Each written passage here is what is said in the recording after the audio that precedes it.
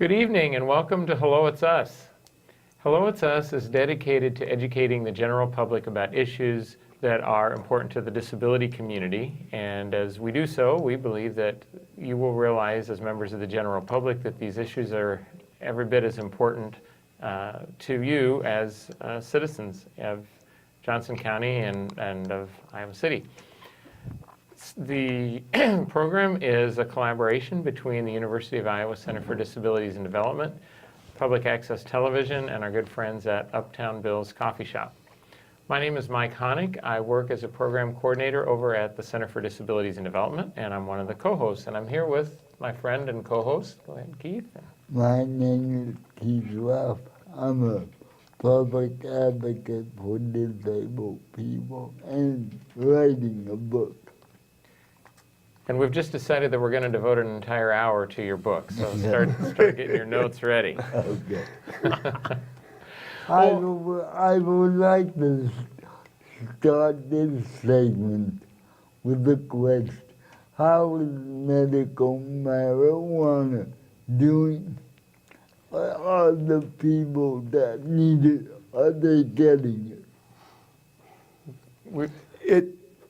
And we can go to the Senate in a second, but I will say in the years I've served in the House, it is the most disappointing thing I experienced this year was we tried to bring up a couple meaningful medical marijuana bills, one that actually would help individuals, families, and even with the promise, and I want to say it kind of delicately, but we were lied to by some of the leadership, the Republican leadership in the House, about bringing the bill up and what would be a compromise bill. And at the very end of session, it was, a lot of things are moving and a lot of things aren't. But I'm afraid our counterparts didn't keep their word, and we were not able to put out a meaningful bill out of the Iowa House. Is there a backup program for these kids that need it to be able to get it outside of Iowa? Well, one of the proposals that came at the last minute was a disjointed effort or kind of a bait and switch to say we'll partner with Minnesota. And I called a legislator up in Minnesota who I know through STEM meetings and other events we've attended, and he said, Dave, we can't do that. There's the crossing of state lines, but we are struggling to put together our own meaningful program. So and one of the legislators, Republican from Tama, Iowa, actually told a family to their face, why don't you just move? Wow. And that, to me, is not a meaningful solution to tell a young family to move, especially, we want to make sure that child gets care. And why the heck would you tell a young family to move from Iowa? Well, we need people to stay in Iowa. So it was a little disheartening to see that, but I'm afraid that is an attitude that we see from some of our members in the Iowa House. And all those members are Republican members who do not believe, as of yet, in medical cannabis. Oh, we've got some educating to do. I think we should take just a real quick second for those of you who may be tuning in for the first time and missed part one, to go real quickly around before anyone else may care to respond to Keith's question about medical marijuana and introduce yourselves. And since you had the floor there, why don't you go ahead and introduce yourself and tell our audience what areas you represent. Thank you, Mike. Dave Jacoby. I serve House District 74, which is the western part of Iowa City, all of Coralville, and Penn Township. Thank you so much. Senator Dvorsky, you want to? Yes, thanks. Senator Bob Dvorsky from Coralville, and I represent Senate District 37, and the geographic location Dave mentioned, that's half of my district. The other half of it is all of Cedar County and the city of Wilton. Thank you so much, and thanks for being here, by the way. And Senator Kinney? Hi, I'm Kevin Kinney. I represent Senate District 39. I represent the western part of Johnson County, along with the southern part of Johnson County, most of Washington County, and all of Keokuk County. Great, and thanks for taking the time to be here. And Senator Bolkcom. Hey, Mike, thanks. Joe Bolkcom, I represent Iowa City, Senate District 43, including University Heights and the community of Hills.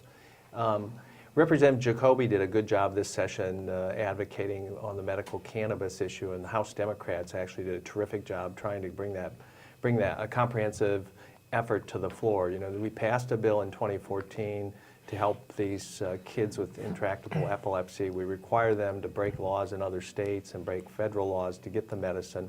And I think widely believe that what we passed in 2014 didn't work. 2015, the Senate Democrats passed a comprehensive bill in a bipartisan way in the Senate last session, and the House Republicans didn't take it up. So 2016 session rolls around, the advocates are growing in numbers. A lot of, I mean, they had a rally a month before the session ended, a couple hundred people out on the West Steps. It's the middle of Iowa. I mean, it's young people, older people, all backgrounds, all economics, and it looked like Iowa on the West Steps. And it's people that really need our help, that suffer from a whole host of conditions that they're not getting their needs met by the most powerful drugs and the best doctoring available. And they would like access to medical cannabis. And it may be one of the biggest disappointments of the session. And I think the challenge for Iowans that care about this is, as long as the Republicans are in charge of the Iowa House of Representatives, which they are, we are not going to see a meaningful medical cannabis law passed. They have about 20 members, and the leader of their caucus is dead set against any movement at all to legalize the ability of people to have this medicine in Iowa, to either grow it here, which is what we need to do if we're going to have a program, create products here that people can have effective use on, and then dispense it here. The 24 other states that have successful programs do all of those things. And my judgment over the last 3 legislative sessions is, as long as the Republicans are in control of the Iowa House, this bill will not advance. This effort will not advance. And this last-minute effort by the Republicans to put forward really a false solution was really an attempt to try and take some political heat off of the House Republicans. When you got 80% of Iowans in one of the more recent polls want action on this, they were looking to try and solve a political problem as we go to the elections this fall. But just say to people around, the viewers here and people around Iowa, if you want a different outcome on this, we've got to have a Democratic legislature to make it work, and would include the Iowa Senate. We only got 1 Republican vote last year on the bill, the comprehensive bill that we moved in the Senate. So we've got a lot of people still fighting the war on drugs in the Republican caucus, and they have the majority viewpoint on this issue. Well, what is the central argument against cannabis?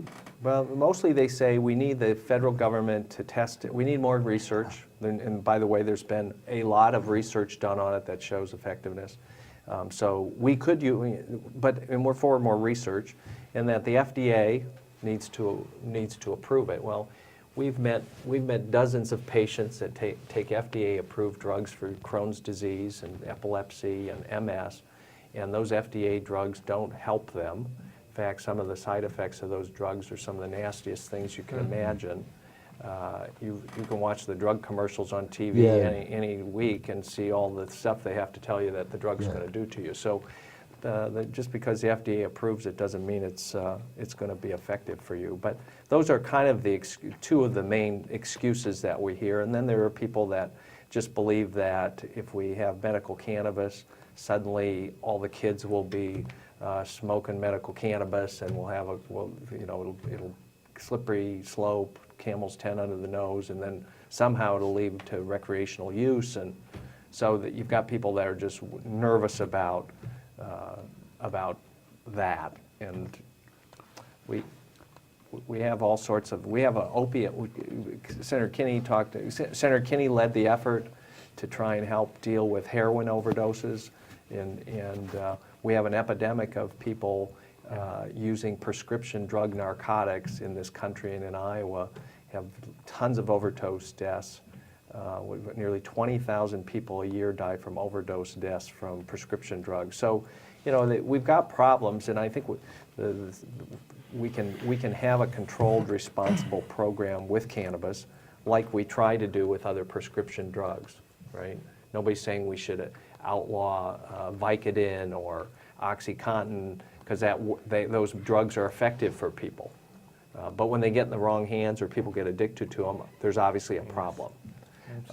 In medical cannabis states, we've actually seen a 25% reduction in opiate overdoses.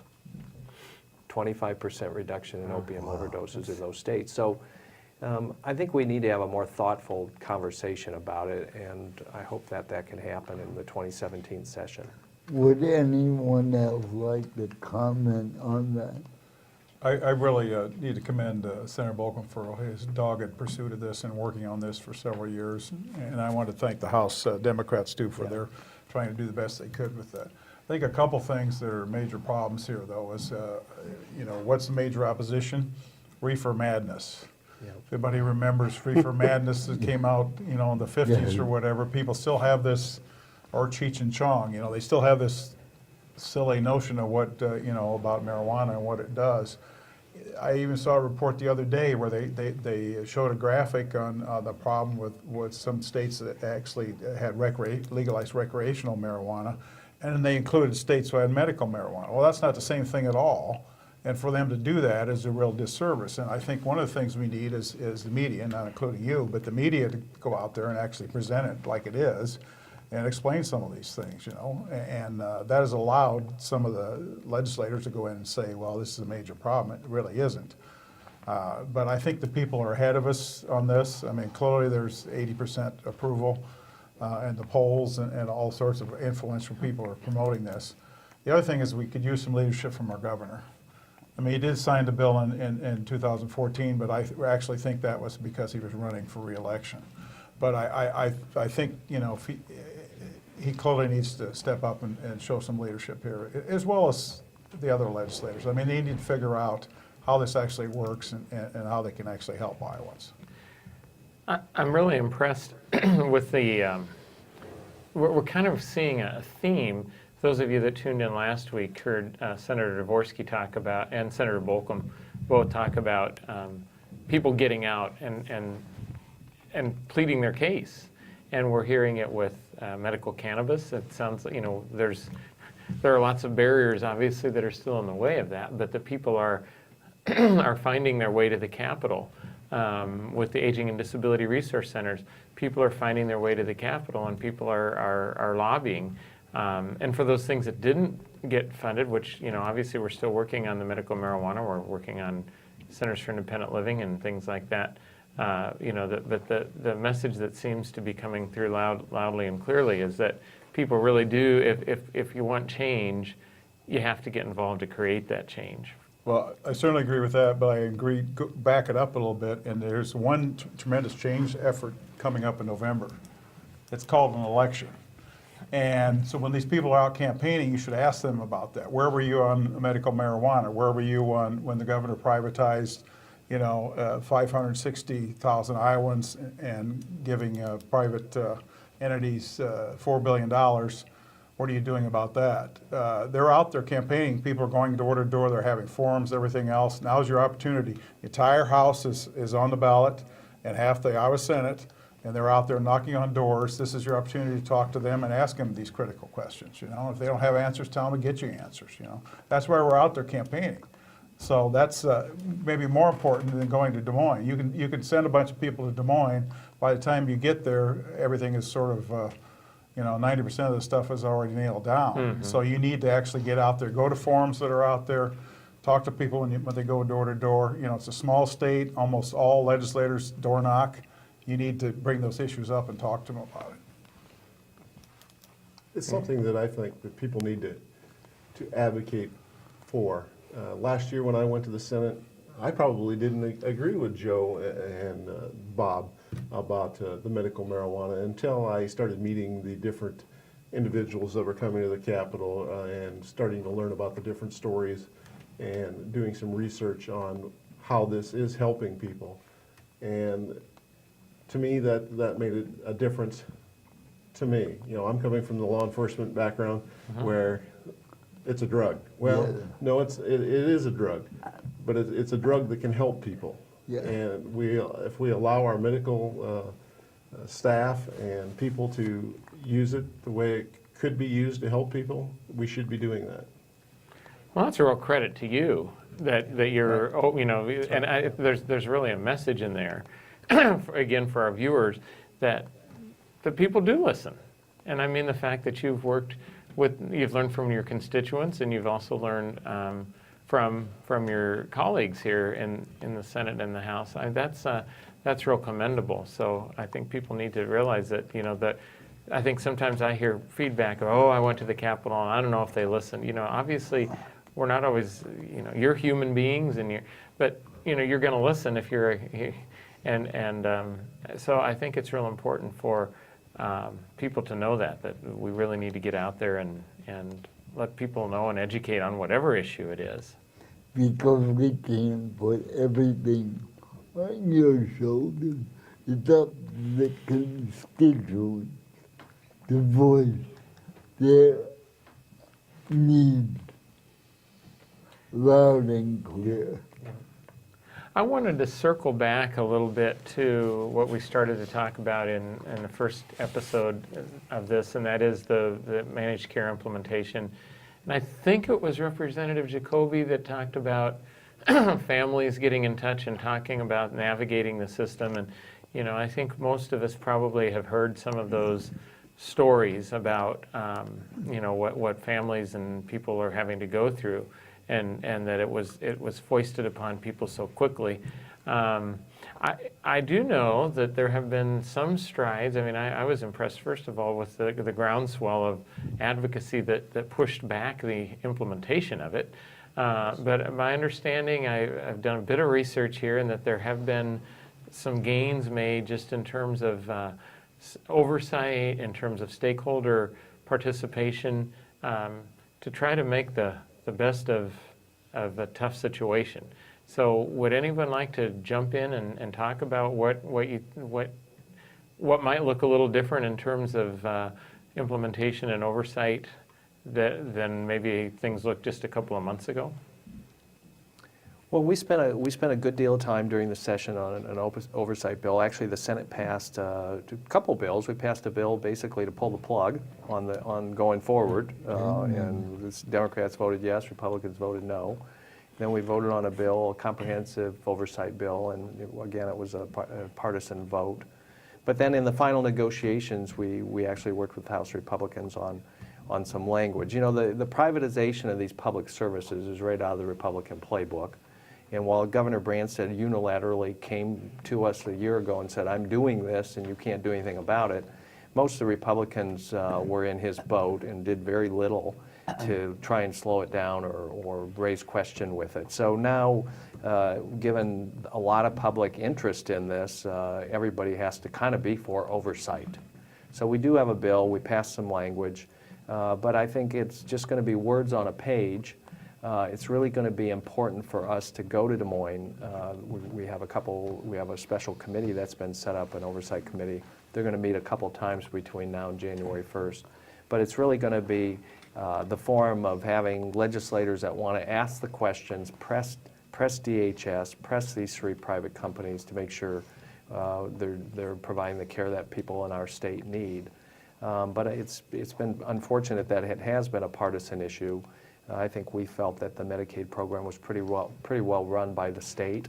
We had pretty low administration costs. Our administration costs now are going to kind of skyrocket for the profits of these companies. And there's a lot of work ahead, but it's really going to come down to legislators showing up, coming prepared, and asking tough questions to make sure the oversight actually happens. It's good to pass a bill, but we have to actually show up and do the work now, and I think that's really the challenge ahead for us. Thank you. It certainly sounds like it's going to be. I think it is. I mean, there's going to be 20 different, we're going to get tons of data. There's all sorts of reports that have been asked for. In other states, one of the concerns, Connecticut is an example, they've had managed care for 20 years, and in the last year they've decided for the state to take over the program, take it back over. And one of the issues that was cited in some of the reports about that is they could never believe any of the reports or information that were actually being produced by the managed care companies.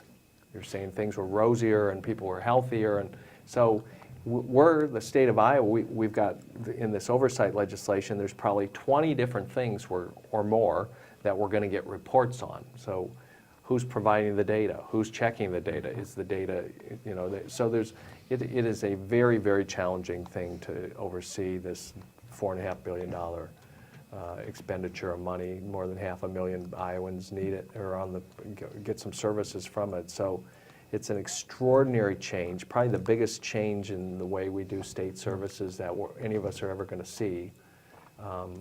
And I've talked to colleagues that are just like, how can one person in Governor Branstad be able to make this decision? It's malpractice that there wasn't a more organized effort by the legislature if we're going to do this, that the legislature wasn't included in the process of planning this and rolling this out and doing it as best we could.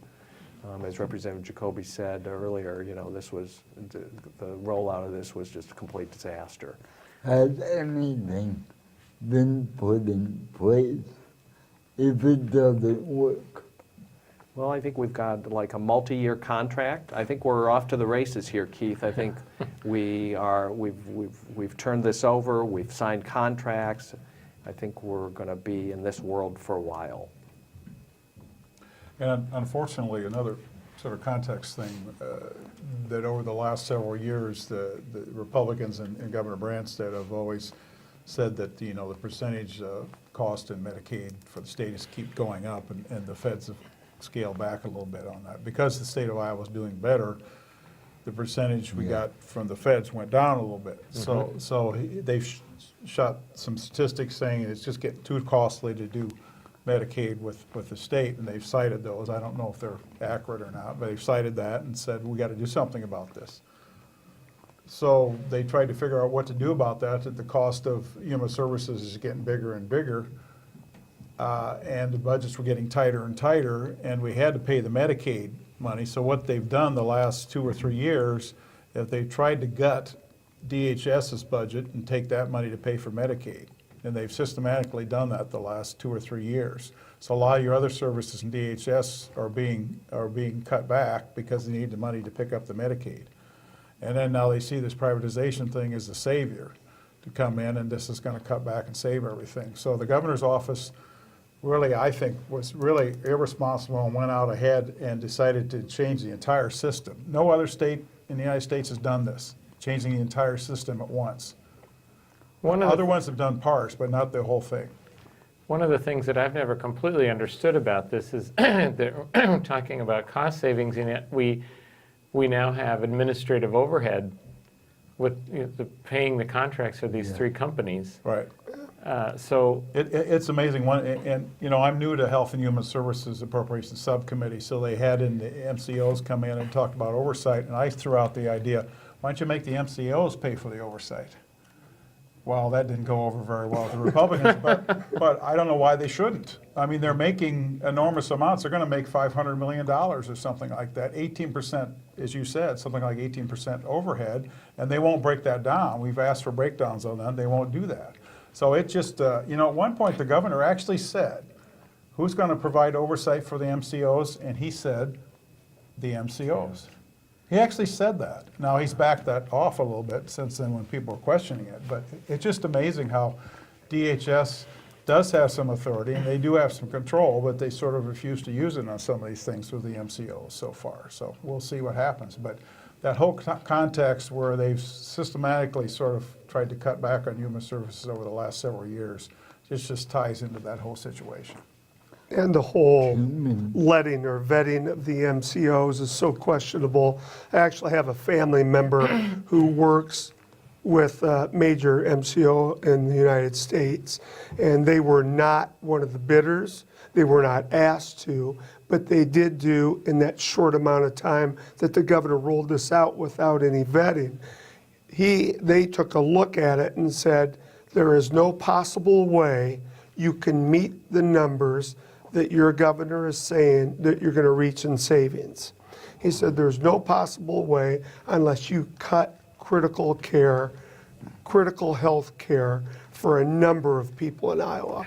Because to say you're going to save $51 million in the very first year while you're paying the MCOs a lot of money just doesn't add up. And in fact, though they were not invited to kind of a closed session, if you will, closed session on who they determined the MCOs should be, they were telling me the numbers just don't add up. There's not a possible way to do this in years 1 through 5. Well, And that's what's going on, is I'm still getting the emails from my constituents out there that are trying to get services and are being denied. That's how they're making their profits. They're denying the services to our constituents and the people of Iowa. and that's what we predicted. And I am very sorry that our timekeeper over here says that the hourglass is ticked down. We could go another, on this happy note about MCOs, I'm afraid we're going to have to close.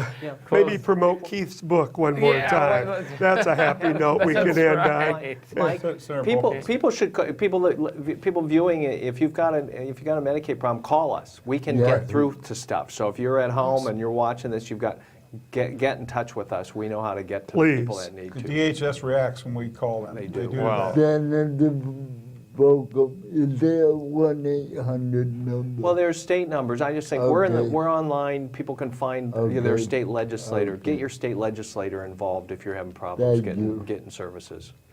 And thank you all very much for spending time with us. It's been a very enlightening, lively session. We'll definitely have you back in December for another one. And thanks all of you for watching tonight. Have a good week. Bye.